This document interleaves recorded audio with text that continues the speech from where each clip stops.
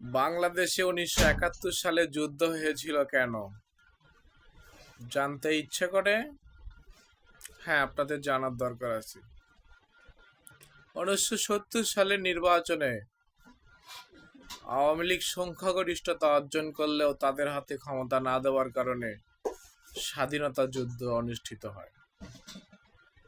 শেখ মুজিবুর রহমান বাংলাদেশের প্রধানমন্ত্রী না, পাকিস্তানের প্রধানমন্ত্রী হতে চেয়েছিলেন। উনি যদি পাকিস্তানের প্রধানমন্ত্রী হতেন, তার কাছে যদি ক্ষমতা হস্তান্তর কথা হতো, তাহলে আজকে বাংলাদেশ নামে নতুন রাষ্ট্র সৃষ্টি হতো না। শেখ মুজিবুর রহমান আক্ষেপ করে বলেছিলেন, তিনি আমার কথা রাখলেন না, তিনি রাখলেন ভুট্টো সাহেবের কথা। এবারের সংগ্রাম স্বাধীনতার সংগ্রাম।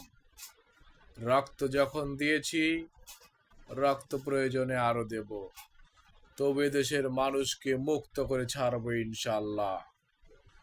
জয় বাংলা। ঠিক তেমনি ভাবে বর্তমান সময়ে দেশের জনগণ বলছে, তারেক রহমান জনগণের কথা রাখলেন না, আপনি রাখলেন ভারতের কথা, আপনি রাখলেন সালাউদ্দিন সাহেবের কথা। ভুল করলেন।